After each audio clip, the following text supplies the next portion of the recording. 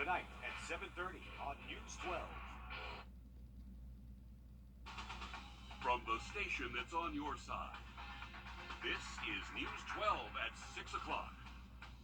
It is finally that time of year. We've got team coverage across the area this evening as we kick off our Under the Lights coverage. Going to show you a live look now over Beach Island, where it's still warm as you get ready to head out the door for those Friday night games, but not as bad as it has been. Want to head to First Alert Chief Meteorologist Riley Hale for your football forecast. Yeah, guys. Okay, thanks, Riley. Things will look a bit different tonight as Burke County High School faces off against Thompson High School. It's a huge rivalry game for these two programs. Yes, it is. Because of recent school violence, though, including at Burke, they're going to have 5 to 10 more deputies at the game with a zero-tolerance policy for violence. Nick Veland joins us live from Burke County, where the Bears are preparing to go head-to-head against the defending Class 2A state champs, the Thompson Bulldogs. So, Nick, what can you tell us there from the field? Yeah, anticipation is building here at the Bear Den. Thompson just arrived at the stadium. They've just made it to the field, and anticipation is slowly starting to build. And with that excitement brings added security this year. Rivalry games means the stakes are higher. More fans are in the stands, and this year, more security. We really haven't had any issues in regards to security. I think that that may be a little misleading in the fact that I think it's a huge game. And I think administratively and maybe local law enforcement want to be ahead and be proactive. The Burke County Sheriff's Office says more security comes because of disturbances at Burke County and other surrounding schools. This can even go back to last year's Thompson versus Williamsburg, where a gun went off nearby. Now, this makes Thompson head coach Michael Youngblood say they need to be prepared for anything. We have a game plan for the football game, and we have a game plan just in case chaos breaks out and something happens. The biggest thing is you try to get your kids to safety, lock it down until the officials let you know what you can do from that point forward. But the focus between these two coaches are what happened on the gridiron and if the summer preparation shows game 1. You know, I'm ready to go, my coach. I mean, let's get it on. This season opener brings new storylines. New Burke County head coach Franklin Stevens used to coach Coach Youngblood before the two went on to coach together. You got guys that are former coaches. You want to see those guys going to be head coaches, and you're excited for those guys, and you want those guys to be successful. You just don't want the success come at you at your cost. And both head coaches tell me that after tonight's game, they're going to talk and use that friendship to build each other up and help each other out long term. Okay, win or lose, they understand what's important. They are excited for that rivalry game tonight, Nick. Hopefully all goes off without a hitch. But first, some changes happening in response to a recent uptick in school violence at some of our other schools as well. This isn't only happening at the Burke County game. As we mentioned, you'll probably see more officers there at the games tonight, more restrictions in place as well. Taylor Martin live for us at Burke County High School. And Taylor, how are parents reacting to the changes there? Well, I spoke with a few parents earlier, and one of them tells me that they're a little worried that the extra patrols and the extra safety precautions are not enough. But if you're coming out tonight, here are a few things that you can look out for whenever you come out for Friday Night Lights. Here in Burke County, you'll be able to expect more patrols from the Burke County Sheriff's Office. I already see a few of them showing up right here behind me, but in Aiken County, when you come, you can only bring small clutch purses, small clear bags, or a Ziploc gallon bag with you. Those are the only bags that will be approved to come into. Those are the only bags that will be approved to come into the school for athletic events. And in Richmond County, we're not sure what those safety precautions are, but when you come out to Burke County and Aiken County tonight, make sure that you have those in mind, and we'll keep you updated on what that looks like tonight. Taylor Martin in Burke County for us. Taylor, thanks very much. As the other local high schools prepare to kick off this evening, Butler High School will not be joining in. As Hallie Turner explains, their game against Cross Creek is canceled with no plans to reschedule because of safety concerns. Friday nights are the one day of the week most people look forward to, relaxing, hanging out, whatever it may be. But for those in Augusta, Friday nights in the month of August mean the start of high school football.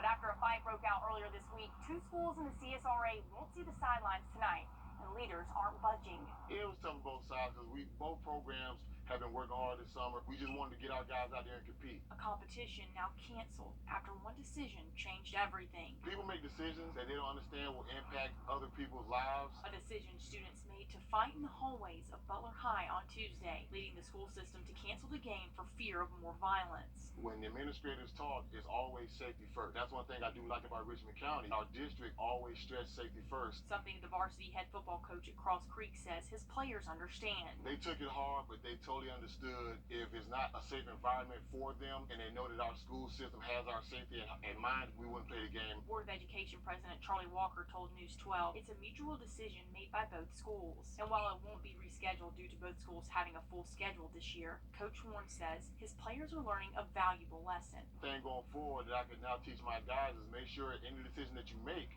you're mindful and you're considerate of another person's feelings about the situation that they're going to make. In Augusta, Hallie Turner on your side. Pretty tough call for those players, especially the seniors starting this game, but you do have to play devil's advocate. If something had happened, they hadn't canceled the game come Monday. Absolutely. What would we be saying then? Also a tough call to make because school fights have consequences. These are the consequences. Exactly. You missed something that you really were looking forward to. A really tough lesson, whether you were directly involved or not. Cross Creek players do have the rest of today off to rest. Coach Warren says they'll be ready to go next Friday for their first home game of the season. So how can we use technology to keep our students safer at school? Later, we take a look at some options and those drawbacks. Dan.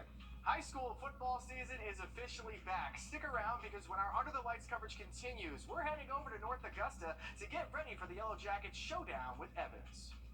And looking good for those high school football games this evening. We'll see if this nice weather can stick around through the weekend just after the break. Next Tuesday. On your sideline, sports brought to you by the Hawk Law Group. To quote the great Andy Williams, it's the most wonderful time of the year because high school football season is finally here. We continue our Under the Lights coverage by diving into one of our fun matchups tonight between North Augusta and Evans. News 12's Alyssa Lyons is in North Augusta as we speak. Alyssa, this offseason was filled with a lot of changes for North Augusta between another coaching change and bringing in a running back who knows a thing or two about winning state championships.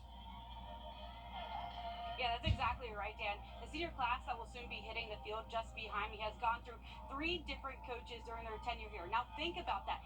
That's a new coach and a new coaching style almost every year that they've been here. And while the title may be new and working the sidelines at North Augusta is something so regular to head coach Richard Bush. It is that what was made it so much easier for Bean Hunt to actually be here and be ready to go tonight. Now, he made that transfer from this past offseason from Thomas Jefferson to North Augusta. He brings a winning mindset to the Jackets offense. Having won 3 state championships with the Jaguars, he averaged around 102 yards per game last season, racking up more than 1,200 by the end of it. North Augusta is familiar territory for Hunt. He grew up here. His mom teaches at Paul Knox, and choosing the Jackets was the easy part. Adjusting to the playbook was a whole different ballgame. It's a big change. Just from how fast the game is, and then all the plays and everything I've got to know. Coaches were real hard on me about learning the playbook and getting everything, and knowing different positions. So I got running back and slot receiver and outside receiver. I got to learn all the plays for that. Now, that won't be the last that you hear from Beans Hunt. We'll have his story and how he made it to North Augusta coming up all new on News 12 at 11 o'clock. Thank you, Alyssa. That's one of the many exciting matchups that we'll be keeping an eye on tonight. Now, this evening, Aquinas High School will break ground on their new $8.5 million investment for major upgrades to their football stadium, a new baseball field, and a new practice field. Will Volk joins us now. It tells us how people are feeling about this project. Tonight at halftime, shovels will meet this dirt, officially breaking ground on a year-long project that will basically rebuild this athletic complex. Tonight, Aquinas says goodbye to a field they've called home for more than 45 years. Principal Maureen Lewis believes it's time for something new. Right now, baseball and football share the same field. This project will allow each sport to have its own facility.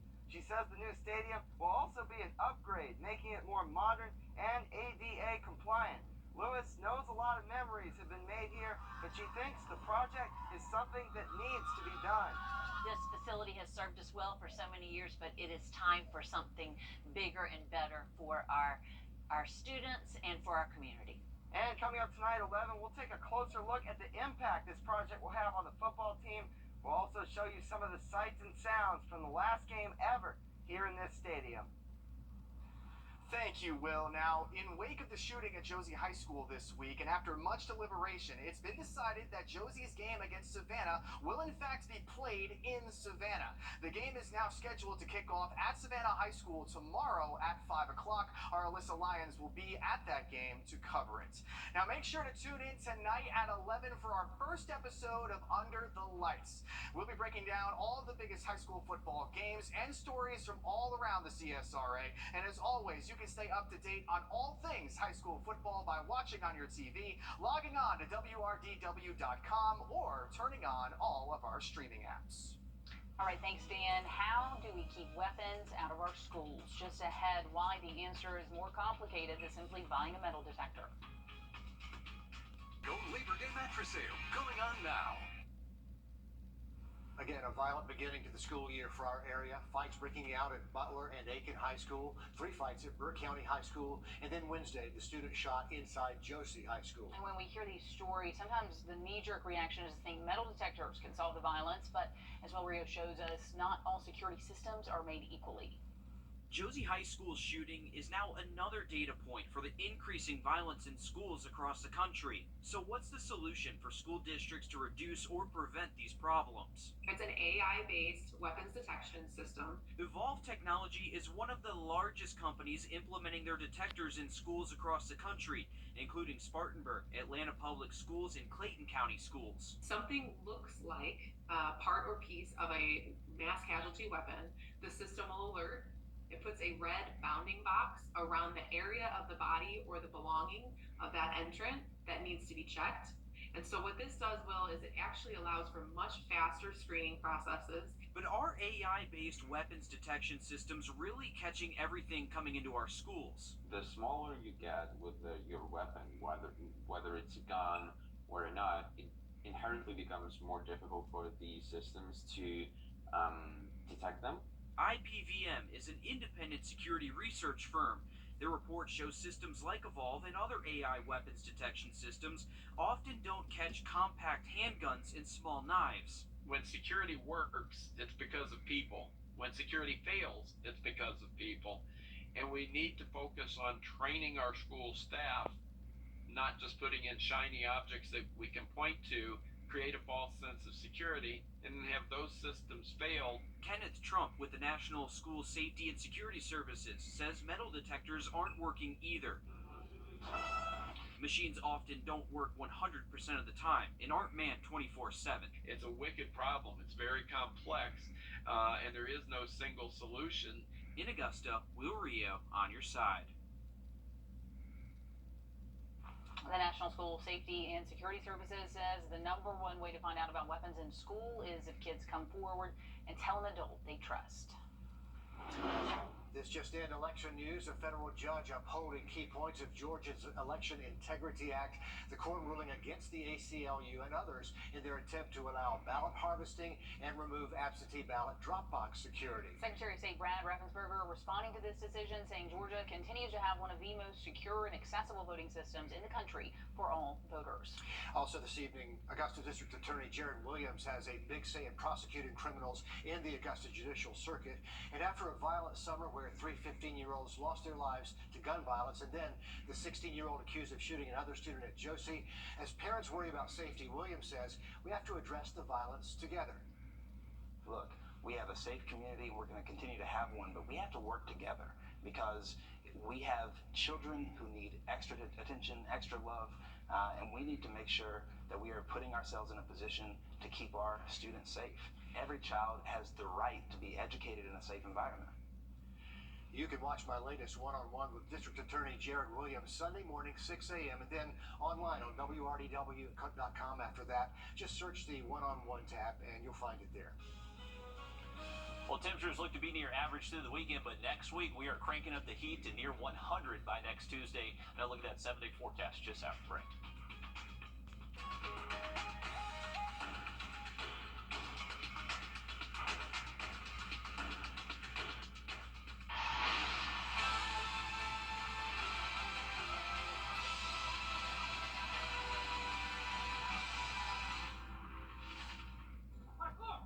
You know, you got it pretty good. Swimming this much stuff was never this easy. Yes! nice eye thingies. They're collagen boosters. Get internet on the Xfinity 10G network made for streaming for $30 a month for 12 months and add Now TV for $20. It's the best value in live TV and streaming. You guys like this show too? Yes, chef. Get way more into what you're into when you stream on the Xfinity 10G network. Stay seasonable into the weekend, mid-90s, but get ready for the real intense heat to return next week. Will do, Riley. Thanks very much. The return of football means the return of the fans. Cindy Hood was at the Harlem Greenbrier game tonight. She has fan reaction coming up when News 12 at 11 continues. But first, as we head for a break, a live look at Charlotte tonight and your winning lottery numbers.